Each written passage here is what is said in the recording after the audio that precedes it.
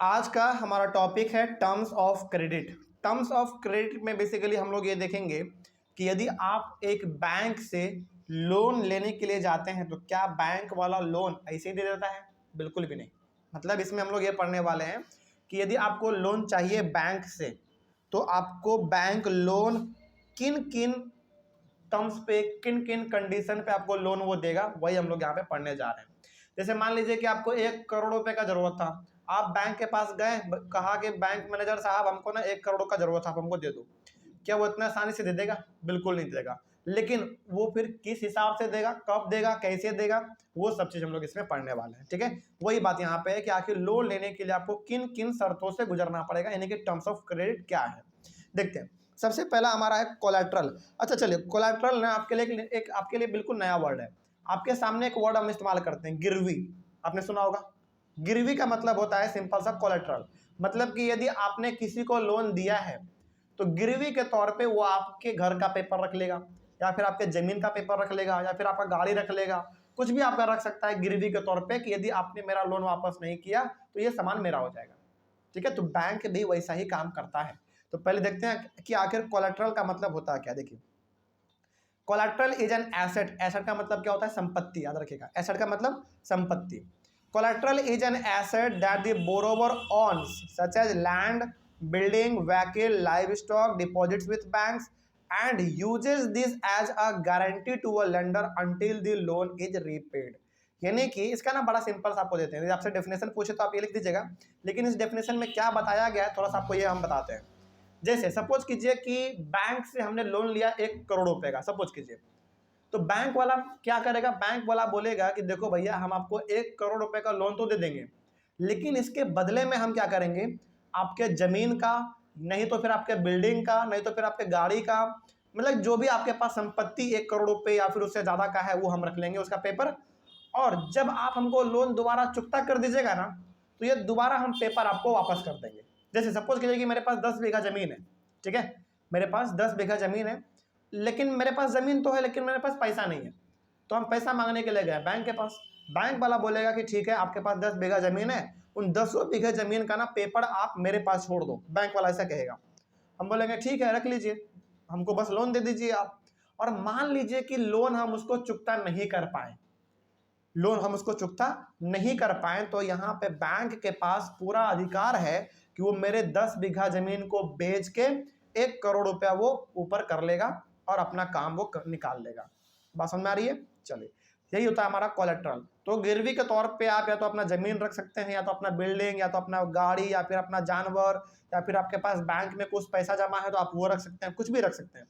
यही हमारा होता है कोलेट्रल। आगे, if the borrower fails to repay the loan, the lender has the right to sell the asset to obtain payment। यानी कि सिंपल सा बात है, यदि जिसने लोन लिया था यदि वो लोन देने में असक्षम रहा, यदि वो लोन दोबारा नहीं चुकता कर पाया, तो बैंक के पास, यानी कि जिसने आपको लोन दिया था उसके पास ये पूरा अधिकार होता है कि वो आपके गिरवी रखे हुए सामानों को मार्केट में बेच देगा और अपना पूरा पैसा वो निकाल लेगा। ठीक है, तो ये बैंक के पास पूरा अधिकार है, आप इसमें बाद में कुछ नहीं बोल पाओगे। ठीक है, चलिए आगे बढ़ते हैं फिर। तो टर्म्स ऑफ क्रेडिट में आपका क्या क्या आता है? Interest rate, collateral, documentation requirement and the mode of repayment together called the terms of credit. देखिए, टर्म्स ऑफ क्रेडिट का सिंपल सा मतलब हो गया ना, सिंपल, देखो बहुत ध्यान समझना इसको। टर्म्स ऑफ क्रेडिट का मतलब हो गया कि जब आप लोन लेते हैं या फिर आप किसी को लोन देते हैं तो उनमें क्या क्या शर्त होता है। पहला, इंटरेस्ट रेट। इंटरेस्ट रेट का मतलब हो गया कि यदि हम किसी को लोन दे रहे हैं या फिर किसी से लोन ले रहे हैं तो रेट क्या होगा उसका। जैसे सपोज कीजिए कि यदि हमने बैंक से 1 करोड़ रुपए का लोन लिया, तो जब हम उसको चुकता करेंगे तो क्या 1 करोड़ ही चुकता करेंगे? नहीं, कुछ हमको अलग से इंटरेस्ट भी देना पड़ेगा। तो इंटरेस्ट रेट कितना है, पहला ये हो गया। दूसरा, कोलेटरल मतलब कि गिरवी कितना रख रहे हैं हम, क्या रख रहे हैं गिरवी, ये हो गया। तीसरा, डॉक्यूमेंटेशन रिक्वायरमेंट का मतलब हो गया कि हम आपके पास कौन कौन सा डॉक्यूमेंट रख रहे हैं, कौन कौन से डॉक्यूमेंट पे साइन कर रहे हैं, ये हो गया तीसरा चीज। और चौथा हो गया मोड ऑफ रीपेमेंट। रीपेमेंट का मतलब हो गया जब आपको लोन चुकता करेंगे तो वो कैसे करेंगे, चेक के थ्रू करेंगे या फिर कैश के थ्रू करेंगे या फिर ऑनलाइन करेंगे या फिर क्या करेंगे। ये इन सभी चीजों को यदि हम लोग एक साथ मिला देते हैं तो वही हमारा कहलाता है टर्म्स ऑफ क्रेडिट, यानी कि लोन लेने के लिए आपको इन सारे नियम कानून, इन सारे कागजात से गुजरना पड़ता है, और इसी को हम लोग कहते हैं टर्म्स ऑफ क्रेडिट। ओके, याद रहेगा ये चीज, सिंपल सा। आगे बढ़ते हैं फिर। तो कोलेटरल का मतलब हो गया गिरवी, जो लोन के बदले में आप उसके पास रखते हैं, और टर्म्स ऑफ क्रेडिट का मतलब हो गया कि लोन लेने के लिए आपको किन किन प्रोसीजर के साथ गुजरना पड़ेगा। तो पहला इंटरेस्ट रेट, यानी कि लोन ले रहे हैं तो इंटरेस्ट रेट का क्या होगा, पहला ये। गिरवी क्या रख रहे हैं, दूसरा ये। किन किन डॉक्यूमेंट का जरूरत पड़ेगा, तीसरा ये हो गया। चौथा हो गया कि आप जब लोन पे रीपे करेंगे, दोबारा आप लोन को चुकता कर देंगे तो आप कैसे करोगे। ये सब क्या है, बेसिकली लोन लेने का रिक्वायरमेंट है, क्राइटेरिया है कि हाँ ये सब आपके पास होगा तभी आपको लोन मिलेगा, नहीं तो नहीं मिलेगा। यही हमारा कहलाता है टर्म्स ऑफ क्रेडिट। चलिए यहीं पे हो गया हमारा ये टॉपिक कंप्लीट। उसके बाद है formal sector credit in India. चलिए यहाँ पे हम लोग ये देखेंगे कि आखिर हमारा ये formal sector credit in India क्या है। देखो यहाँ पे ना आपको दो सेक्टर के बारे में पढ़ना है। पहला आपका है फॉर्मल सेक्टर लोन्स, और दूसरा आपको इसमें पढ़ना है इनफॉर्मल सेक्टर लोन्स। ठीक है, इन दोनों के बारे में हम लोग एक एक करके डिस्कस करते हैं। यानी कि हमारे इंडिया में ना यदि आपको लोन चाहिए तो आपके पास दो ही सिचुएशन है, या तो आप फॉर्मल सेक्टर से ले सकते हो लोन, या तो फिर आप इनफॉर्मल सेक्टर से लोन ले सकते हैं। अब सवाल है कि सर ये फॉर्मल सेक्टर क्या है, इनफॉर्मल सेक्टर क्या है। चलिए अभी पढ़ेंगे, आपको समझ में आ जाएगा, और बहुत आसान भी है ये चीज़। ठीक है, देखिए सबसे पहला क्या है, क्रेडिट यानी कि loan may be broadly classified as formal sector loans and informal sector loans. यानी कि लोन को हम लोग दो अलग अलग ग्रुप में बांट सकते हैं। पहला होगा आपका फॉर्मल सेक्टर लोन, और दूसरा होगा आपका इनफॉर्मल सेक्टर लोन्स। क्या है इन दोनों के बारे में खास बात, चलिए एक एक करके दोनों को हम लोग सेपरेट करके पढ़ लेते हैं। पहले बात करेंगे फॉर्मल सेक्टर लोन के बारे में, आखिर ये है क्या, ध्यान से समझिएगा, बहुत आसान भी है, समझ में आ जाएगा। Formal sector loans include loans from banks and cooperative societies. देखिए बैंक तो आपको समझ में आता है क्या होता है, कोऑपरेटिव सोसाइटी क्या होता है। देखो कोऑपरेटिव सोसाइटी का मतलब होता है ना, एक ऐसे लोगों का ग्रुप, एक ऐसे लोगों का ग्रुप जो कि आपको लोन तो देगा, लेकिन वो आपसे इंटरेस्ट ना फिक्स लेगा, यानी कि ज्यादा ना लेगा, ना ही ज्यादा लेगा ना ही कम लेगा, बल्कि इंटरेस्ट रेट वो बिल्कुल ठीक ठाक लेगा, ताकि आपको भी कोई नुकसान ना हो। ठीक है, तो फॉर्मल सेक्टर में यदि आप लोन लेना चाहते हैं तो आप दो जगह से लोन ले सकते हैं। पहला बैंक से, जो कि बिल्कुल फिक्स रेट ऑफ इंटरेस्ट लेगा, और कोऑपरेटिव सोसाइटी का मतलब होता है बेसिकली वैसे लोगों का ग्रुप जो कि लोन देने का काम करते हैं। या फिर कोऑपरेटिव सोसाइटी का मतलब ये भी होता है कि ऐसे लोगों का ग्रुप जो कि कुछ मिल के खास काम करते हैं, कोई अलग अलग काम कर सकते हैं, और वो लोग भी जब लोन देते हैं तो वो भी अंधाधुन इंटरेस्ट नहीं लेते हैं, बल्कि ठीक ठाक इंटरेस्ट लेते हैं। बैंक के आसपास का ही वो लोग इंटरेस्ट लेते हैं, जितना बैंक आपसे लेती है ना इंटरेस्ट, उतना ही ये लोग भी इंटरेस्ट लेते हैं, और ये लोग आराम से आपको लोन दे देते हैं। ठीक है, तो ये हो गया हमारा लोन लेने का क्राइटेरिया, किसके अंदर, फॉर्मल सेक्टर के अंदर। लेकिन इसमें और भी बातें लिखी गई हैं, जैसे the reserve bank of India यानी कि RBI supervises the functioning of formal sector loans. यानी कि बैंक से आप जो भी लोन लेंगे ना, आपने देखो यहाँ पे आप जैसे समझिए, सपोज कीजिए जैसे हमारे यहाँ पे आगे में एसबीआई का मेन ब्रांच है, मान लीजिए कि हमने यहाँ से लोन लिया। ठीक है, अब हमने कितना लोन लिया ये बैंक वाले को भी पता है, और जो सारे बैंक का मालिक है आरबीआई उसको भी पता है। सोचो, यानी कि यदि आदमी 1 लाख रुपए का भी कोई लोन ले रहा है ना, तो वो तुरंत खबर कहाँ चल जा रहा है, आरबीआई चल जा रहा है, रिजर्व बैंक ऑफ इंडिया के पास, क्योंकि उनके पास सारा डाटा रहता है हर एक बैंक का, हर एक मिनट का, हर एक सेकेंड का। ठीक है, तो हमारे इंडिया में यदि आप लोन लेना चाहेंगे तो आपको दो तरीके से मिल सकता है, पहला फॉर्मल और दूसरा इनफॉर्मल। तो फॉर्मल में हमारे कौन कौन आते हैं, बैंक आ गए, कोऑपरेटिव सोसाइटी आ गए, ये सब आ गए। और फॉर्मल सेक्टर में लोन को सुपरवाइज कौन करता है, यानी कि कितना लोन किसने लिया, कब लिया, इंटरेस्ट कितना है ना, ये सब चीज हमारा सुपरवाइज करता है रिजर्व बैंक ऑफ इंडिया। आगे बढ़ते हैं, उसके बाद कहा गया है the RBI sees that the banks give loans not just to profit making businesses and traders but also to small cultivators, small industries, small borrowers etc. RBI यानी कि रिजर्व बैंक ऑफ इंडिया साफ साफ हर bank वाले को कहता है कि आप लोन केवल बड़े बड़े बिजनेसमैन को नहीं दोगे, बड़े बड़े ट्रेडर को नहीं दोगे, बल्कि लोन का जरूरत यदि छोटे मोटे कल्टीवेटर को, छोटे मोटे किसान को, आम आदमी को भी जरूरत पड़ेगा तो आप उसको भी लोन दोगे। यानी कि हर किसी के लिए लोन का जो सुविधा है वो खुला रखना है, ये हर बैंक को कहता है आरबीआई। ठीक है, इसीलिए आप देखते हैं बैंक में आप जाओ, कोई भी आदमी यदि बैंक में जाता है तो उसको लोन मिल जाता है, बस शर्त यह है कि उनके पास अच्छा खासा गिरवी रखने के लिए कोई सामान हो। ठीक है, आगे बढ़ते हैं।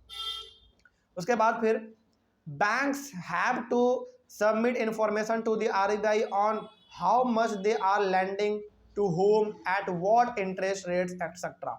यानी कि यदि आप बैंक के पास लोन लेने के लिए जाते हैं तो आपसे बैंक कितना इंटरेस्ट ले रहा है, बैंक ने कितना आपको लोन दिया, कब आप उसको चुकता करोगे, किस दिन रेट लिया, यानी कि किस दिन आपने वो लोन लिया, ये सारा का सारा इंफॉर्मेशन आरबीआई को भेजना होता है। कौन भेजता है ये सब चीज? बैंक वाला भेजता है। ठीक है, यानी कि आरबीआई को, रिजर्व बैंक ऑफ इंडिया को एक एक सेकेंड का उसको पूरा डाटा उसके पास है। ठीक है, आगे बढ़ते, क्योंकि देखो इसमें ना आप पैसों के बारे में बात कर रहे हैं ना, तो देखो किसी भी आदमी का जो पैसा होता है ना, जिंदगी भर का कमाई होता है, इसीलिए उसमें कोई धांधली ना हो जाए, कोई उसमें करप्शन का मामला ना आ जाए, कोई गड़बड़ी ना आ जाए, इसलिए आरबीआई पूरा इसको खुद बैठ के मॉनिटर करता है। ठीक है, आगे उसके बाद banks and cooperative societies need to lend more credit. देखो यहाँ पे ना अभी आपको जो दूसरा वाला सिचुएशन पढ़ाएंगे इनफॉर्मल, आपको पता चलेगा कि हमारे इंडिया में फॉर्मल सेक्टर ज़्यादा क्यों जरूरी है। इनफॉर्मल में बेसिकली आप क्या पढ़ोगे, आप अपने चाचा से ले लिए लोन, दोस्त से, रिश्तेदार से, किसी से भी आप लोन ले लिए, और वो लोग इंटरेस्ट बहुत ही ज़्यादा चार्ज करते हैं। तो बताइए यहाँ पे सबसे ज़्यादा आगे बढ़ चढ़ के हिस्सा किसको लेना चाहिए लोन देने के लिए? फॉर्मल सेक्टर को लेना चाहिए, यानी कि बैंक को लेना चाहिए। जैसे देखो हर आदमी बैंक से लोन क्यों नहीं ले पाता है? क्योंकि किसी के पास उतना संपत्ति ही नहीं है जो कि वो गिरवी रख सके, पहला बात। दूसरा बात, बैंक वाला ना बहुत पेपर का तामझाम काम करवाता है ना, ये पेपर लाओ, वो पेपर लाओ, ये साइन करो, वो साइन करो। तो जो आदमी पढ़ा लिखा नहीं है वो कभी भी बैंक के पास जाना नहीं चाहता है लोन के लिए, क्योंकि उसको ऐसे ही मालूम है बैंक के पास जाएंगे ये पेपर खोजेगा, वो पेपर खोजेगा, उतना हम पढ़े लिखे हैं नहीं। इसीलिए आदमी जो आम आदमी जो होता है वो जल्दी बैंक के पास नहीं जाता है, बल्कि यदि उसका कोई रिश्तेदार में है जिसके पास पैसा ज्यादा है तो वही लोन उसको देके काम चला देता है। लेकिन वहां पे उनको बहुत बड़ा नुकसान होता है, क्योंकि उनका जो रेट ऑफ इंटरेस्ट होता है वो बहुत ही ज्यादा होता है। ठीक है, खैर आगे बढ़ते हैं। तो यहाँ पे बैंक को, कोऑपरेटिव सोसाइटी को ज्यादातर आम आदमी को लोन देना चाहिए, ताकि आम आदमी भी लोन का फायदा उठा सके और अपना रोजगार आगे बढ़ा सके। आगे, due to this people could grow crops, do business, set up small scale industries etcetera. अच्छा सपोज कीजिए यदि बैंक हर आदमी को लोन देगा, हर इंसान को जिसको जरूरत है लोन का, यदि वो लोन उसको यदि मिल जा रहा है बैंक के द्वारा, तो ऑब्वियस ये बात है वो अपना क्या कर पाएगा, क्रॉप अपना लगा पाएगा, बिजनेस खड़ा कर पाएगा, जो भी करना होगा वो आराम से वो कर पाएगा। ठीक है, क्योंकि अधिकतर हमारा जो काम रुकता है वो किसके वजह से रुकता है? पैसों की वजह से रुकता है। लेकिन यदि बैंक वो हमारा समस्या दूर कर दे तो फिर हमारे लिए अच्छा हो जाएगा। आगे, cheap and affordable credit given by banks and cooperative societies are very important for the countries development. यानी कि यदि हमारा बैंक या फिर कोऑपरेटिव सोसाइटी सस्ते रेट में यदि हमको लोन देगा तो ऑब्वियस ये बात है हमारा इंडिया जल्दी ग्रो करेगा, क्योंकि हर किसी को लोन मिलेगा तो हर कोई अपना कोई ना कोई रोजगार खोलेगा, और रोजगार खोलने का सीधा सा मतलब है इंडिया का ग्रोथ होना। बात समझ आ रही है? चलिए आगे बढ़ते हैं फिर। तो ये हो गया हमारा पूरी तरीके से बात फॉर्मल सेक्टर के अंदर। तो यहाँ पे आपको केवल ये याद रखना है कि फॉर्मल सेक्टर के अंदर आप लोन किससे लेते हैं? बैंक से या फिर कोऑपरेटिव सोसाइटी से लेते हैं। ठीक है, और इसको पूरा का पूरा इस पर नजर कौन रखता है? आरबीआई इसके ऊपर नजर रखता है। आगे बढ़ते हैं, और ये हमारा सबसे बेस्ट तरीका है लोन लेने का, क्योंकि यहाँ पे जो आप बैंक को रेट ऑफ इंटरेस्ट देते हैं वो बहुत ही कम होता है। ठीक है, लेकिन अब दूसरा वाला भी पढ़ लेते हैं, क्या इसका? Informal sector loans. देखिए बहुत सिंपल है ये भी। Informal sector loans include loans from money lenders, traders, employers, relatives, friends etcetera. यानी कि सिंपल सा है, जो लोन आप बैंक और कोऑपरेटिव सोसाइटी के अलावा किसी से लेते हैं वो आपका कहलाता है इनफॉर्मल सेक्टर लोन। जैसे आपके गांव का जमींदार हो सकता है, आपके गांव का बहुत बड़ा व्यापारी हो सकता है, आपके यहाँ का कोई बहुत बड़ा एम्प्लॉय हो सकता है, एम्प्लॉयर, या फिर कोई आपका रिश्तेदार हो सकता है, कोई आपका फ्रेंड हो सकता है, नाना नानी, चाचा चाची, मामा मामी, कोई भी हो सकता है। यदि इन सभी से आप लोन लेते हैं तो ये आपका कहलाएगा इनफॉर्मल सेक्टर लोन्स। आगे, there is no organisation which supervises the loan activities of the informal sector. देखो क्या यदि हम लोग अपने रिश्तेदारों से लोन लेते हैं या फिर किसी और से लोन लेते हैं बैंक और कोऑपरेटिव सोसाइटी के अलावा, क्या इसके ऊपर कोई ऐसा ऑर्गेनाइजेशन है जो इसके ऊपर नजर रखता है? बिल्कुल भी नहीं। मतलब ये हो गया कि यदि आप बैंक से लोन लेते हैं तो आरबीआई उसके ऊपर नजर रखता है, लेकिन यदि आप अपने फैमिली मेंबर से किसी से लोन लेते हैं तो उसके ऊपर ऐसा कोई ऑर्गेनाइजेशन बना ही नहीं है इंडिया में जो उसके ऊपर नजर रख सके।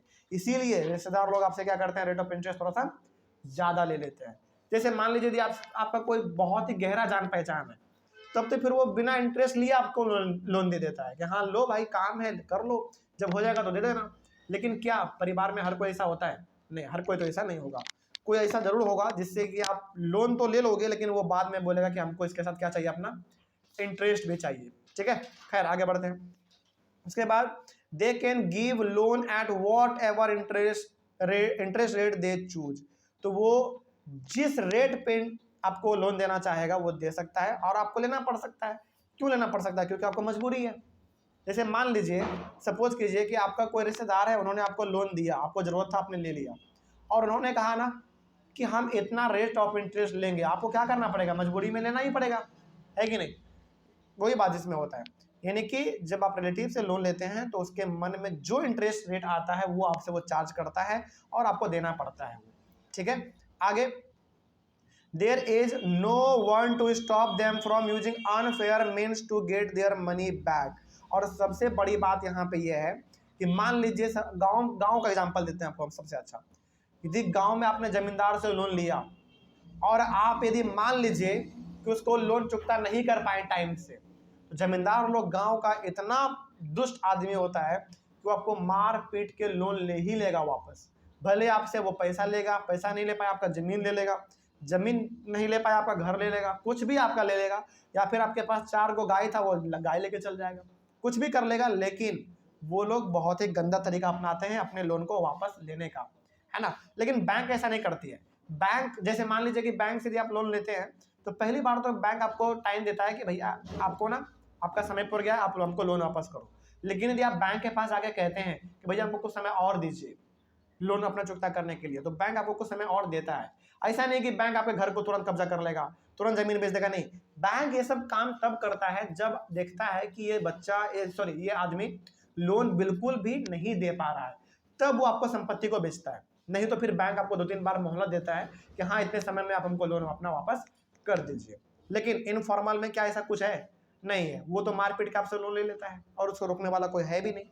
आगे, in informal sector loans lenders charge a much higher interest on loans. यानी कि जो आपको लोन देता है वो बहुत ही ज्यादा रेट ऑफ इंटरेस्ट लेता है आपसे और आपको मजबूरी में देना पड़ता है। Higher cost of borrowing means a larger part of the earnings of the borrowers is used to repay the loan. देखो, यदि आपका रेट ऑफ इंटरेस्ट ज्यादा है तो ऑब्वियस ही बात है ना, आप अपने कमाई का ज्यादातर हिस्सा किस में चुका दोगे? लोन को पे करने में ही चुका दोगे, इंटरेस्ट को पे करने में चुका दोगे। यहाँ पे सबसे बड़ा समस्या ये हो जाता है कि आदमी जो पैसा कमाता है ना वो भी उनके पास इस तरीके से बच नहीं पाता है, क्योंकि उनका आधा से ज्यादा पैसा कहाँ चल जा रहा है? रेट ऑफ इंटरेस्ट पे करने में चल जा रहा है। इसीलिए हमारे इंडिया में सबसे अच्छा काम कौन कर सकता है लोन के मामले में? वो बैंक कर सकता है। लेकिन बैंक भी जल्दी किसी को लोन देता नहीं, तो यहाँ पे आदमी को मजबूरन ये सब चीज झेलना पड़ता है। आगे, in some cases the high interest rate of borrowing is greater than the income of the borrower. सोचो, कई बार तो इंटरेस्ट इतना ज्यादा हो जाता है कि जितना उसका इनकम नहीं है उससे कई ज्यादा उसका इंटरेस्ट रेट है। जैसे मान लीजिए कि मेरा इनकम 10,000 रुपए पर मंथ है, इनकम मेरा 10,000 पर मंथ है और हम इंटरेस्ट कितना दे रहे हैं? 12,000 रुपए पर महीना। सोचो, यानी कि सारा इनकम मेरा इंटरेस्ट पे करने में चल जा रहा है, तो हमारा इसमें बचेगा क्या? तो कई बार ऐसा हो जाता है, खास करके इनफॉर्मल सेक्टर में। आगे बढ़ते हैं। फिर उसके बाद इसमें कहा गया है this could lead to increasing डेब्ट एंड डेब्ट ट्रैप। देखो, अब इसी में हमारा क्या हो जाता है? इसी में हम लोगों को डेब्ट ट्रैप का सामना करना पड़ता है, यानी कि हम लोग वैसे स्थिति में चले जाते हैं जहां पे हम लोग लोन नहीं दे पाते हैं। क्योंकि डेब्ट ट्रैप का मतलब आपने क्या समझा था?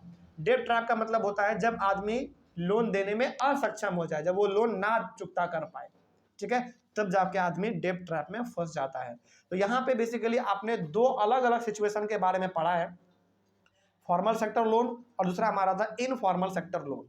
तो यहाँ पे आपको मालूम ही चल गया होगा, और दोनों में आप चाहें तो डिफरेंस बिटवीन भी कर सकते हैं, क्रिएट कर सकते हैं डिफरेंस बिटवीन। और यहाँ पे यदि आपसे पूछे कि बताओ दोनों में बेस्ट कौन है लोन के मामले में, तो वो हमारा फॉर्मल सेक्टर है, क्योंकि उसमें आपको थोड़ा बहुत, हाँ ये मानते हैं कि उसमें थोड़ा सा आपको पेपर कागज ये सब का जरूरत ज़्यादा पड़ता है, लेकिन वो सबसे बेस्ट तरीका है। ठीक है। इनफॉर्मल में क्या होता है, देखो इनफॉर्मल में किसी पेपर का जरूरत नहीं है। क्या आप रिश्तेदार से लोन लेते हो तो क्या उसको पेपर कुछ दिखाते हो? नहीं। उसमें लोन जल्दी मिल जाता है, आराम से मिल जाता है, जब चाहिए तब मिल जाता है, लेकिन उसमें समस्या ये हो जाता है कि आपको रेट ऑफ इंटरेस्ट ज्यादा पे करना पड़ता है, इसीलिए आदमी पे नहीं कर पाता उसको। ठीक है, चलिए आगे बढ़ते हैं। फिर ये दोनों टॉपिक हमारा यहाँ पे कंप्लीट हुआ। उसके बाद एक छोटा सा टॉपिक है formal and informal credit, who gets what, ये वाला टॉपिक हमारा है। चलो देखते हैं, ये भी टॉपिक थोड़ा सा हमारा छोटा है, चलो इसी में हम लोग इसको कंप्लीट कर लेते हैं। क्या है इसमें, देखिए फॉर्मल एंड इनफॉर्मल क्रेडिट यानी कि हु गेट्स व्हाट, क्या है इसमें देख लेते हैं थोड़ा।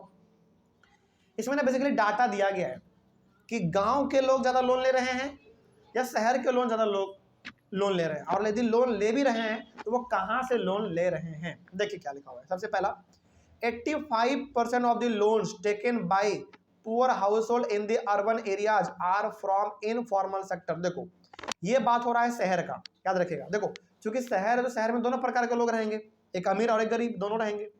तो शहर में रहने वाले जो गरीब लोग हैं उसमें से 85% लोग कहां से लोन ले रहे हैं, इनफॉर्मल सेक्टर से ले रहे हैं, यानी कि अपने रिश्तेदारों से लोन ले रहे हैं। सोचो अब देखो, अब ना आप यहाँ पे ये मत सोचना कि लोग शहर में रह रहा है तो हर कोई बैंक से लोन लेगा, नहीं, बिल्कुल भी नहीं। तो वही बात यहाँ पे कहा गया है कि वैसे लोग जो कि पहली बात वो शहर में रह रहे हैं, दूसरी बात वो गरीब है, वो कहाँ से लोन ले रहे हैं अपना, 85% जो लोग हैं वो लोन ले रहे हैं अपना इनफॉर्मल सेक्टर से। मतलब 85% गरीब लोग जो कि शहर में रह रहे हैं वो अपने रिश्तेदारों से लोन लेके काम चला रहे हैं। क्योंकि पहली बात गरीब है, बैंक के पास लोन लेने के लिए जाएगा, बैंक वाला देगा नहीं उसको, इसीलिए अपने घर परिवार से ही लोन लेके वो लोग अपना काम चला लेते हैं। Only 15% of the loans taken by poor households in the urban areas from formal sector। तो 85% तो कहाँ से ले रहा है, इनफॉर्मल से, तो बचा कितना, 15। तो 15% लोग ही मात्र बैंक से लोन ले पा रहा है, वो भी कहाँ से, बैंक से लोन ले रहा है पहली बात। और वो कौन लोग हैं, गरीब लोग हैं। और गरीब में हो सकता है कि इनके पास कुछ अपना घर का पेपर कागजात ये सब होगा, तो वहां से वो लोग गिरवी रख के ये सब ले लेते हैं। तो गरीब लोग जो कि शहर में रह रहे हैं वो मात्र 85% ऐसे लोग हैं जो कि इनफॉर्मल से ले रहे हैं लोन, और मात्र 15% ही ऐसे लोग हैं जो कि फॉर्मल से लोन ले रहे हैं। ठीक है, आगे only 10% of the loans taken by rich households in the urban areas from informal sector. देखो अब यहाँ पे जो हमारे बहुत ही अमीर घर वाले लोग हैं वो मात्र 10% ही ऐसे लोग हैं जो कि इनफॉर्मल से लेते हैं। इसका मतलब हो गया कि 90% वो कहाँ से लेते हैं, फिर फॉर्मल यानी कि बैंक से लेते हैं, और बैंक उनको जल्दी लोन दे भी देगा क्योंकि पहली बात अमीर है, पूरा कागजात होगा, जमीन जायदाद पेपर प्रॉपर्टी गाड़ी हर कुछ होगा उनके पास। तो वो एक बार बैंक के पास जाएगा, बोलेगा कि भैया हमको लोन चाहिए, तुरंत मिल जाएगा उसको लोन, है ना। मतलब जो अमीर लोग हैं वो 90% लोन लेते हैं अपना बैंक से, और 10% ही ऐसे लोग हैं जो कि अपने रिश्तेदार से लोन लेके काम चला ले रहे हैं। ठीक है, अगला वही बात इसमें लिखा हुआ है कि 90% of the loans taken by rich households in the urban areas from formal sector, यानी कि 90% लोग बैंक से लोन ले रहे हैं। आगे similar situation can be seen in rural areas. ये तो हम लोग कहाँ का बात किए हैं, शहर के बारे में, यानी कि शहर में गरीब भी रहते हैं और अमीर भी रहते हैं, ये हम लोगों ने यहाँ पे देखा। अगला है हमारा इसी प्रकार का केस गाँवों में। गाँव में क्या होता है, देखो इसमें कहा गया है in rural areas the formal sector meets only about half of the total credit needs of the rural people. यानी कि गांव में मान लीजिए, सपोज करो मान लीजिए कि गांव में ना 100 आदमी रह रहे हैं, तो 100 में से 50 आदमी ही अपना लोन का जो रिक्वायरमेंट है वो कहां से पूरा कर पा रहा है, फॉर्मल सेक्टर से। क्योंकि देखो पहली बात, गांव के आदमी जब बैंक के पास लोन लेने के लिए जाते हैं ना तो जनरली उनको लोन देता नहीं है, पहला बात। दूसरा बात, यदि वो जाता है तो उसको लोन मिल जाता है, क्यों मालूम है, क्योंकि पहली बात गांव का आदमी है, उसके पास जमीन होगा, जमीन का पेपर होगा।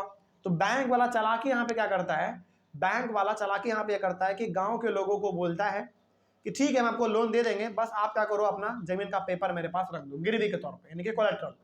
तो गाँव वाला बोलता है कि ठीक है भाई हमको लोन का जरूरत है, हम आपसे लोन तो ले लेंगे, लेकिन आप मेरा ये पेपर रख लो, कोई दिक्कत नहीं है।